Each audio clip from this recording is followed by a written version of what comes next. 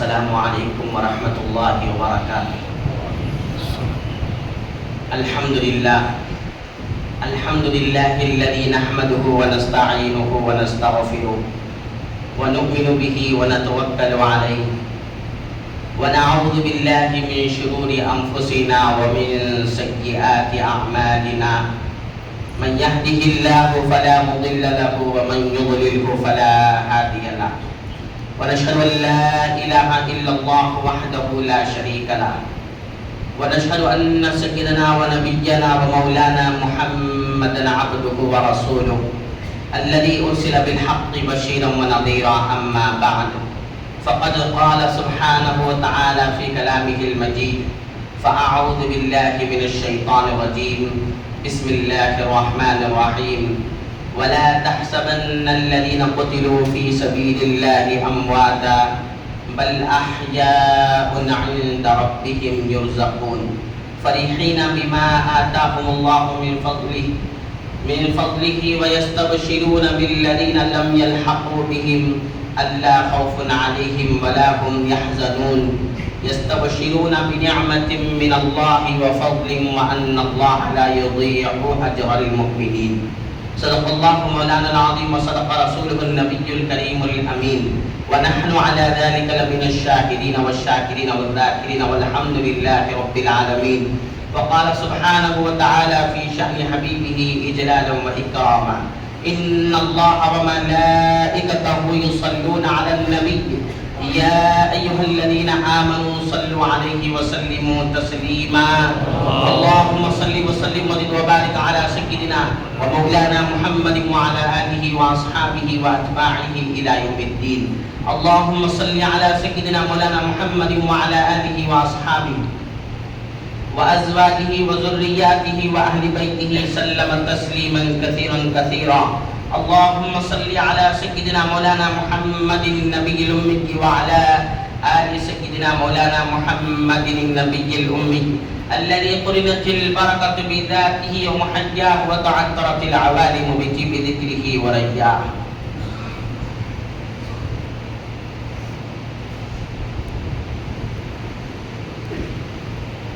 محترم مقام واجب الاحترام حضرت جانشین سلسلے عالیہ اور دیگر بزرگان راہ طریق اور پردہ-نشین مائیں اور بہنیں، اللہ جل شأنہ وعمن والہ کا بے انتہا فضل احسان ہے کہ پروردگار عالم نے ہم تمام کو سرکار دو عالم صلی اللہ علیہ وآلہ وصحبہ وسلم کے امت مبارکہ میں پیدا فرمایا اور اس پیدائش پر الحمدللہ بے پناہ فخر عظیم عنایت فرمایا۔ بے پایا بے انتہا فضل احسان ہے پروردگار عالم کا کہ جس نے ہمیں اللہ والوں کے دامن سے نسبت دی۔ اسی نسبت کا صدقہ اور توفیق ہے کہ ہم اس مبارک اور مسعود محفل میں الحمدللہ جمع ہیں۔ بزرگوں اور دوستوں،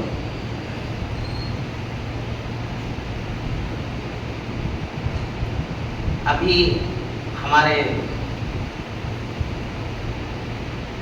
ساتھی نے یہ کہا ہے کہ جو نجم العارفین سے آپ ارشادات اٹھائے ہیں اس میں سے کچھ بیان فرمائیے۔ بزرگوں اور دوستوں،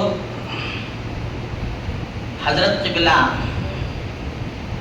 نجم العارفین کبھی اپنی ذات کے لیے کچھ نہیں مانگے۔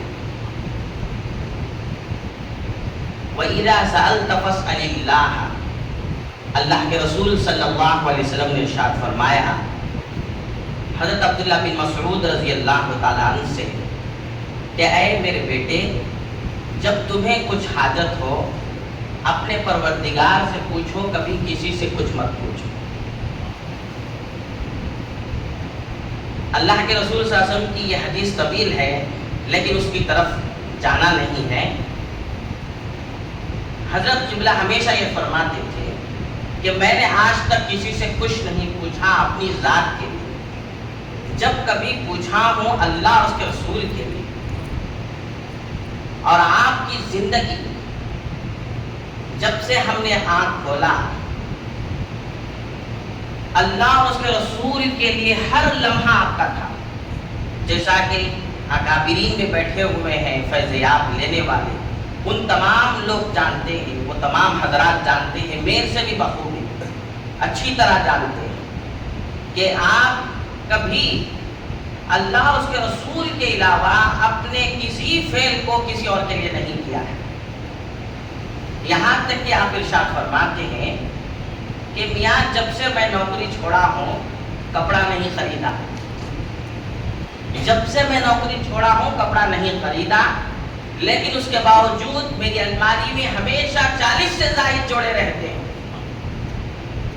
اور سال ہوتا ہے، جب اس کا وقت آتا ہے، جب حضرت قبلہ کو کپڑے زیادہ معلوم ہوتے ہیں تو اپنے اہل خانہ سے بار بار کہتے ہیں ارے نکالو میاں کپڑے، لوگوں کو تقسیم کرو، دوسروں کو دے دو. ہمیشہ کپڑے خالی کرنے کی فکر کرتے تھے. اور جب سے نوکری چھوڑے کپڑے نہیں خریدے. اور ایک واقعہ ایسا ہے کہ حضرت قبلہ کے ساتھ مچھلی پٹنم کے دورے کے بعد گوڑی واڑے کی طرف جا رہے تھے، کار میں ہم تمام بیٹھے ہوئے تھے. جیسے ہی گاڑی یہاں سے ذرا اسپیڈ بریک کی طرف گئی، وہاں خانقاہ کی طرف پلٹ کر دیکھے، جو کمان نظر آتے تھے اس وقت، اس کمانوں کو دیکھ کر بہت خوش ہوئے اور کہے کہ میں نے 40 سال سے میں اس شہر میں آ رہا ہوں اور یہاں کی مچھلی بڑی بہترین رہتی ہے، لیکن کبھی اس کا اظہار نہیں کیا ان مریدوں کے سامنے کہ مچھلی اچھی ہے. اگر میں مچھلی اچھی ہے اور کہوں تو لوگ مجھے مچھلی کھلائیں گے، اور میرا جو آنے کا مقصد ہے اللہ اس کے رسول کے لیے. اپنی نیتوں کو کیسے خالص رکھتے تھے. ان حضرات کو دیکھیے، ان کی نیتوں میں اخلاص کوٹ کوٹ کر بھرا ہوا ہے. حضرت بزرگان دین ارشاد فرماتے ہیں اگر کوئی اپنے گھر سے مسجد جانے کے لیے نکلا اور راستے میں خریدنے کی کچھ اچھی چیز معلوم ہوئی اور اس خریدنے کے لیے وہ مشغول ہو گیا تو اس کی نیت بدل گئی، اور اب یہ مسجد کی نیت نہیں بلکہ اب یہ خرید و فروخت کی نیت ہے، اس کا ثواب کینسل ہو جاتا ہے. حضرت سفیان ثوری رضی اللہ تعالیٰ عنہ، آپ ایک مرتبہ مجلس میں صبح کے وقت تشریف لائے اپنے مریدین کے مابین. جیسے ہی تشریف لائے تھوڑی سی روشنی جب آئی، مریدین نے دیکھا کہ جو قبہ آپ پہنے ہوئے تھے وہ قبہ جو ہے الٹا ہے، قبہ الٹا ہے. جو قریب تھے انہوں نے کہا حضرت جو قبہ پہنے ہوئے ہیں وہ الٹا ہے، تو آپ اٹھے اپنے مسند سے تاکہ اپنے قبے کو سیدھا کر کے آؤں. جیسے ہی اندر گئے پھر ویسے ہی باہر تشریف لا لیا اور بیٹھ گئے. پھر مریدین نے کہا کہ حضرت آپ کا قبہ الٹا ہے. حضرت نے کہا میں اس کو رات کے اندھیری میں جب پہن رہا تھا اللہ کے لیے پہن رہا تھا، اب میں اگر بدل کر آؤں تو مجھے دل میں یہ خیال آیا کہ یہ اللہ کے لیے نہیں بلکہ لوگ مجھے دیکھ رہے ہیں، اس لیے میں اپنے قبے کو نہیں بدلا. اللہ والوں کی زندگی کو دیکھیے.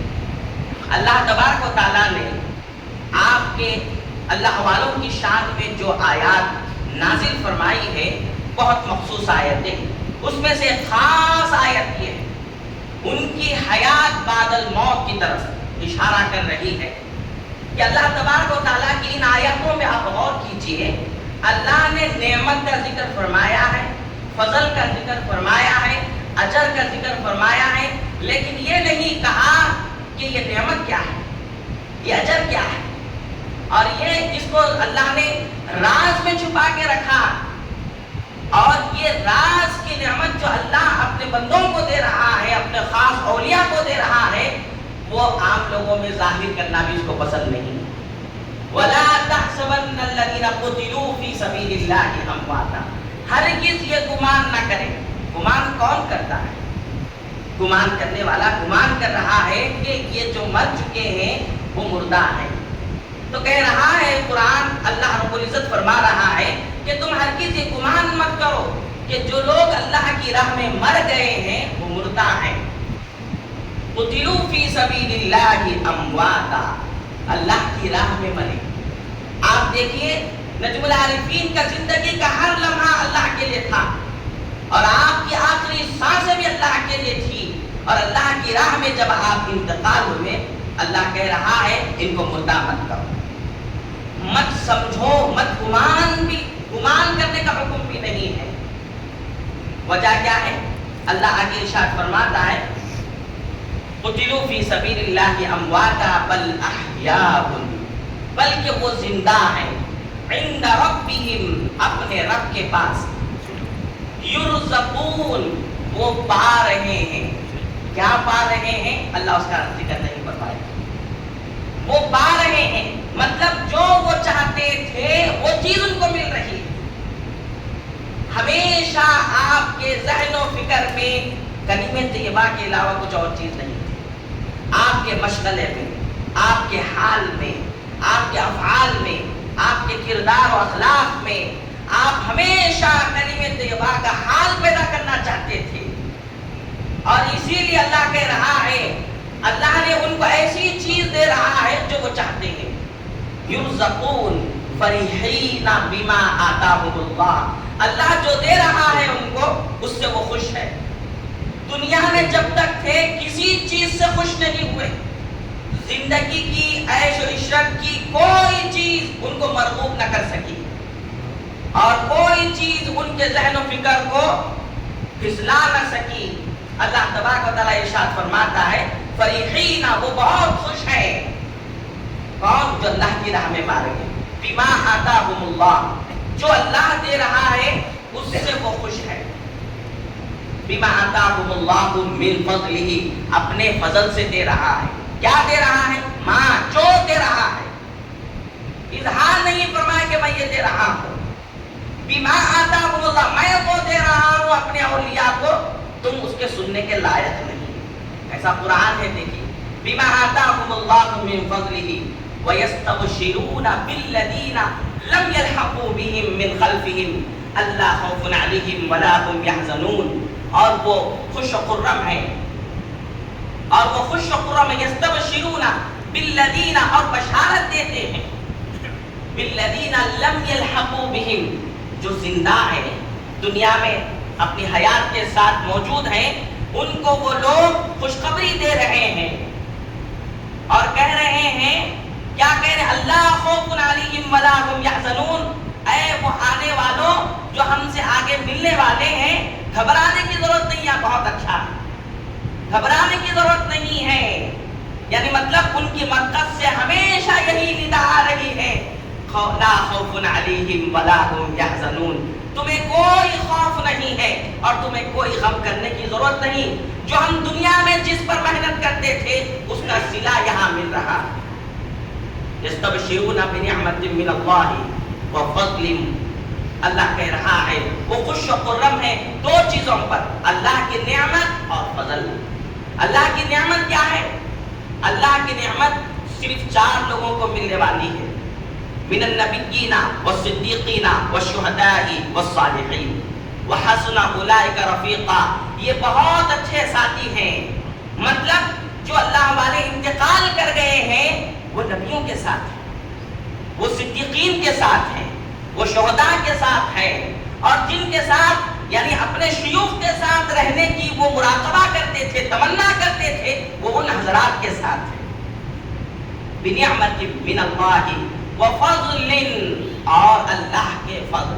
اور اللہ کا فضل قرآن جو بیان کیا ہے وہ ایک مطلق ہے.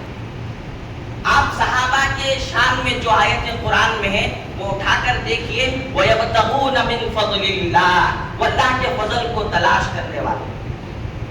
یعنی مطلب وہ ہمیشہ اللہ اور اس کے رسول کے لیے زندگی گزارنے والے. ان کا مقصد اور ان کی زندگی اللہ اور اس کے رسول کے لیے اور اشاعت دین کے لیے ہوتی ہے. تو اللہ کہہ رہا ہے وَفَضْلٍ، اللہ ان کو ایک خاص فضل سے، اللہ اپنے فضل سے مالا مال کرنے والا ہے. وَأَنَّ اللَّهَ لَا يُضِيعُ أَجْرَ الْمُؤْمِنِينَ، اور اللہ کبھی مومنوں کے اجر کو ضائع نہیں کرتا. مطلب جو سالک ہے اگر وہ سلوک کرتے کرتے اس کے دل میں خیال آ جائے کہ ماحول ایسا ہے، میں ایک سلوک کر رہا ہوں تو مجھے کیا ہے، تو یہ آیت اس کو ہمت دلا رہی ہے کہ یقین کر لے اے وہ انسان ہے، وہ سالک، اے وہ میرے خاص بندے، تجھے گھبرانے کی ضرورت نہیں، اللہ کبھی تیرے اجر کو ضائع نہیں کرتا، کبھی مومنین کا اجر ضائع نہیں ہوتا ہے۔ اور یہ آیت بتلا رہی ہے کہ آپ کا فیضان کبھی ختم نہیں ہوتا، جب تک آپ کا فیضان رہے گا گویا کہ اللہ کا اجر اور ان کا اجر جو ہے جاری و ساری، ان کا اجر کی نمایاں صورت یہی ہے کہ جو وہ خدمت کیے ہیں اور جو بنائے ہیں اور جس پر محنت کیے ہیں، اور یہ مساجد، یہ مدارس اور یہ خانقاہیں جو آپ نے تعمیر کیے ہیں، یہ آیت بتلا رہی ہے، اور اس میں اللہ نے وعدہ ہم سے لے رہا ہے، اور ہمیں یقین رکھنا چاہیے کہ یہ قیامت تک جاری و ساری رہے گا انشاءاللہ۔ وصلی اللہ تعالی علی خیر خلق محمد وعلی آلہ وصحبہ اجمعین والحمدللہ۔